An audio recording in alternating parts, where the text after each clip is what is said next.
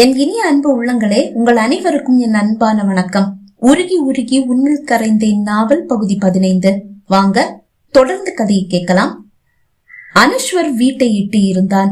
அவன் மனதை மெல்லிய ஒரு தென்றல் போல் அக்ஷராவுடனான அந்த நெருக்கமான நிமிடங்கள் வருடுகின்றன. அவளுக்கு இப்போதும் தன் மீது இருக்கும் கோபம் மறையவில்லை. அதனால்தான் தன்னோடு வீட்டிற்கு வரவில்லை என்றுதான் அவன் மனம் நினைத்துக் கொண்டிருக்கிறது.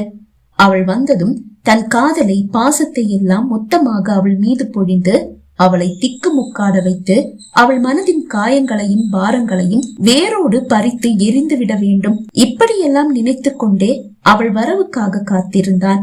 ஆனால் நேரம்தான் கடந்து செல்கிறது. அவளை காணவில்லை. என்ன ஆயிற்று? அவளது செல்லுக்கு அழைத்தான். வந்து கொண்டிருந்த ஆட்டோ வழியில் பஞ்சராகி நிற்கிறது.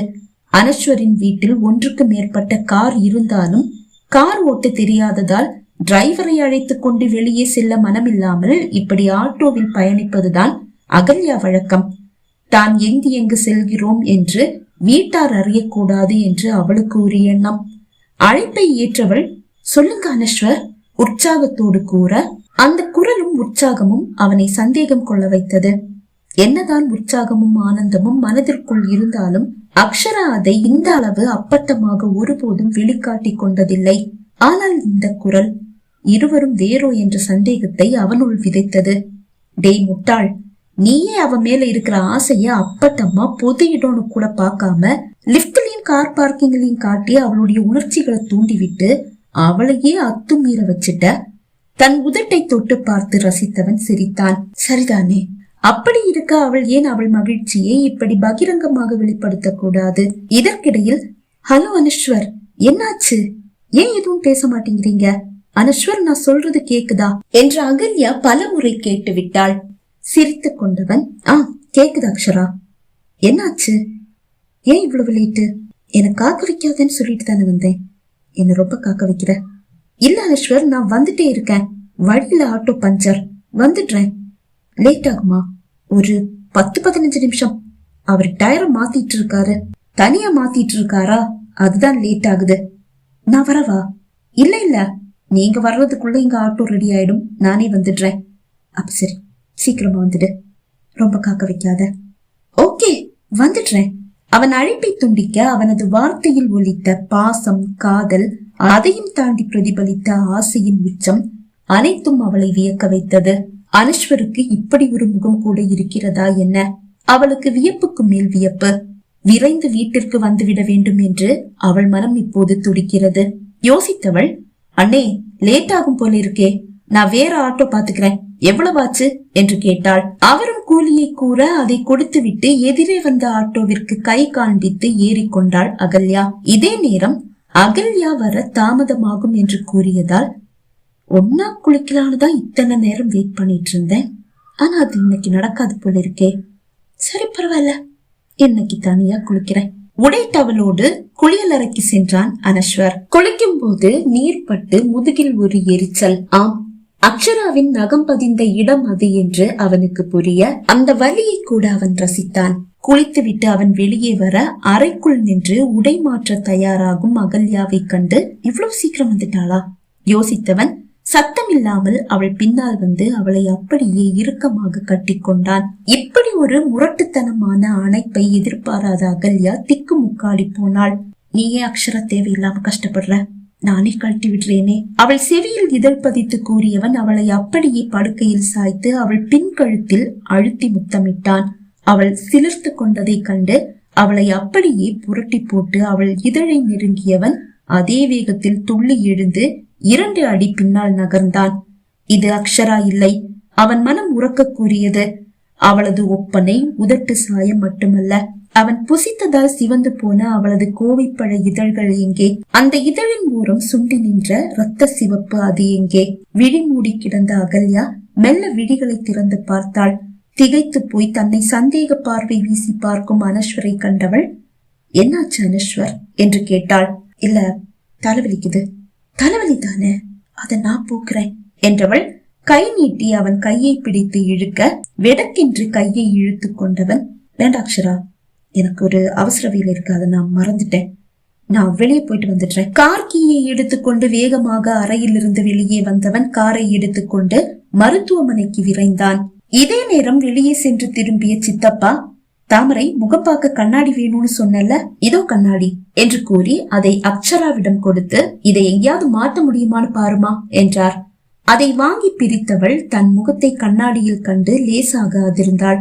கோவை பழமாக சிவந்து கிடக்கும் உதட்டின் ஓரம் ரத்தம் சுண்டி நிற்கிறது. அனஸ்வரோடு வெளியே சென்று விட்டு அவள் அறைக்கு திரும்பிய நேரம் பாட்டி, சித்தி, சித்தப்பா மூவரும் அவளை பார்த்து நாணத்தோடு சிரித்துக் கொண்டது அவள் நினைவுக்கு வந்தது.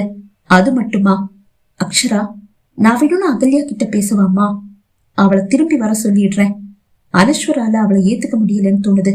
அவங்க 2 பேரும் ஒன்னா வாழலன்னு தோணுது. நீ அனஸ்வரோட சேர்ந்துடுறியா? சித்தி கேட்டதும் நினைவுக்கு வந்தது. வேண்டாம் சித்தி, அவரு அவளைதானே காதலிச்சாரு என்று மறுத்துவிட, காதலிச்சவளை விட கட்டினவ மேலதான் அவனுக்கு காதல்னு நான் சொன்னா உங்களுக்கு எங்க புரியுது? இப்ப எல்லாருக்கும் புரியுதா? பாட்டி பொருள்பட கூறியதன் பொருள் அவளுக்கு இப்போதுதான் புரிந்தது. அடுத்த நொடி பொட்டில் அறைந்தாற் போல் அவளுக்கு ஏதோ உரைக்க கண்ணாடியை படுக்கையில் போட்டவள் செல்லை கையில் எடுத்துக்கொண்டு பாட்டியின் கையை பிடித்து இழுத்தபடியே குளியல் அறையை நோக்கி ஓடினாள். என்னம்மா, என்ன ஆச்சு? சித்தி கேட்க, சித்தி, அனஸ்வர் இப்ப வருவாரு. நான் எங்கன்னு கேட்டா அப்பவே வீட்டுக்கு போயிட்டேன் அப்படின்னு சொல்லிடுங்க. குளிக்கிறது யாருன்னு கேட்டா பாட்டின்னு சொல்லிடுங்க. பாட்டியோடு குளியல் அறைக்குள் வந்தவள் கதவை சாத்தி தாழிட்டாள். அவள் செவியை கூர்மையாக்கி ஏதாவது சத்தம் வெளியே கேட்கிறதா என்று பார்த்து கொண்டிருக்க, அடுத்த 2வது நிமிடம் அறை கதவை திறந்து கொண்டு உள்ளே வந்தான் அனஸ்வர். அக்ஷரா எங்க ஆண்டி என்று கேட்டான். அக்ஷராவா? அவ அப்பவே வீட்டுக்கு போயிட்டாளேப்பா. வீட்டுக்கு வரலையா? சித்தப்பா கேட்டார்.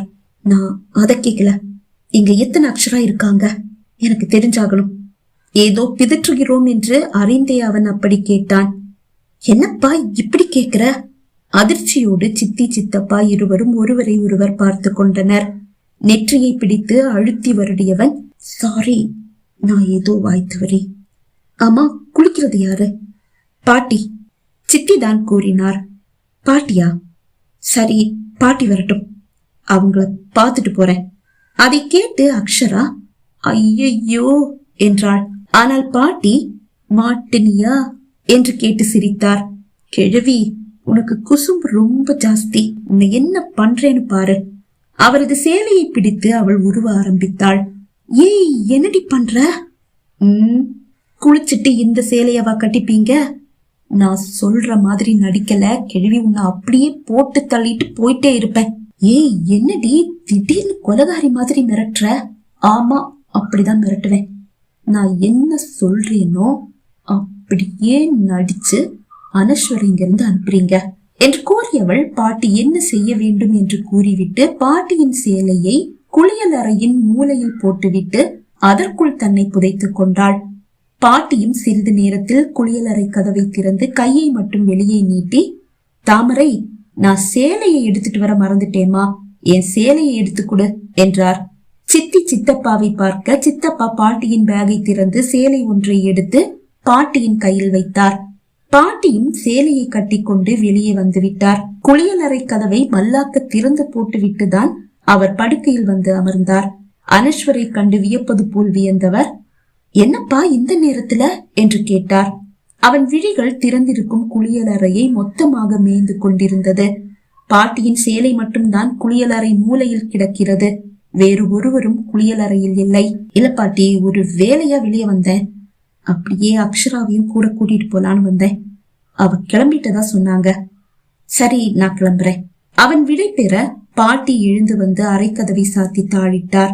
அக்ஷரா, அனஸ்வர் போயிட்டாரு. பாட்டி குரல் கொடுக்க எழுந்து வெளியே வந்தவள் அகல்யாவை அழைத்து நடந்ததை கூற அவள் முகம் கோபத்தில் சிவந்தது. அவருக்கு எப்படி இப்படி ஒரு சந்தேகம் வந்தது அக்ஷரா? அவள் வார்த்தைகளில் உஷ்ணம். தயங்கினாலும் வேறு வழி இல்லை அல்லவா? நடந்ததை அக்ஷரா கூற வேண்டியதாக இருந்தது. கோபத்தில் ஏய் என்று கத்தியை விட்டாள் அகல்யா. அவர் என்னுடைய காதலன்டி, அவர் கூட நீ எப்படி நெருக்கம் காட்டலாம்? இப்படி ஒரு ஆசைய மனசுக்குள்ள வச்சுட்டுதான் எனக்கு அவரை விட்டு கொடுக்கற மாதிரி விட்டு கொடுத்து முழுசா ஓம் பக்கம் இழுத்துக்க திட்டம் போட்டிருக்க, அப்படிதானே? ஏய், அப்படியெல்லாம் இல்லடி, எல்லாமே கை மீறி நடந்துடுச்சு. உன்னை சும்மா விட மாட்டேன்டி. நீ சொல்ற எதையும் நான் நம்பவும் மாட்டேன். அவர் வீட்டுக்கு வரட்டும், இன்னைக்கு நானா அவரான்னு பாத்துடுறேன். இன்னையோட அவர் மனசுல இருக்கிற உனக்கு நான் சமாதி கட்டிடுறேன்டி.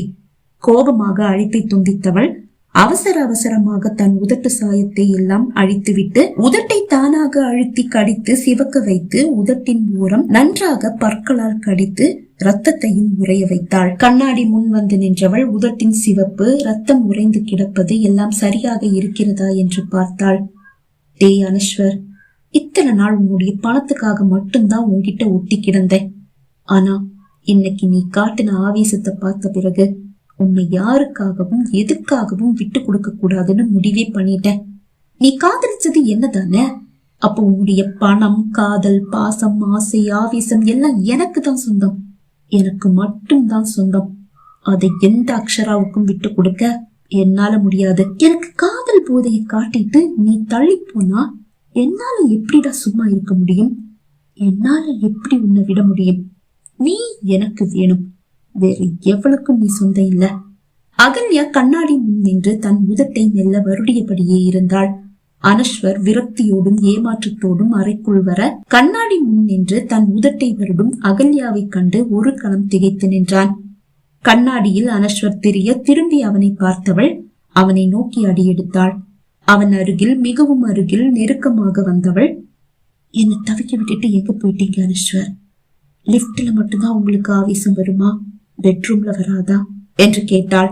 அந்த வார்த்தைகள் அவனை தடுமாற வைத்தது. கோவை பழமாக சிவந்து கிடக்கும் அவள் இதழ்களையும் அதன் ஓரத்தில் சுண்டி நிற்கும் ரத்தத்தையும் கண்டவன், கொஞ்சம் முன்னாடி இது எதுவும் இருக்கலையே என்றான். நீங்க உங்க ஆவேசத்தை காட்டிட்டு போயிட்டீங்க, அப்படியே வீட்டுக்கு வர முடியுமா என்ன? அதுதான் லிப்ஸ்டிக்க போட்டு இதையெல்லாம் மறைச்சிட்டு வீடு வந்து சேர்ந்தேன். ரொம்ப வலிச்சதா? லிப்ஸ்டிக் எல்லாம் அழிச்சிட்டு ஏதாவது மருந்து போடலான்னு நினைச்சேன். நீங்களே வந்துட்டீங்க. நீங்களே மருந்து போட்டு விடுறீங்களா? அவனை கட்டி அணைத்தபடி அவள் கேட்க தான் தேவையில்லாமல் இவளை சந்தேகித்து விட்டோமோ என்று நினைத்தவன் அவளை கட்டி அணைத்துக் கொண்டான்.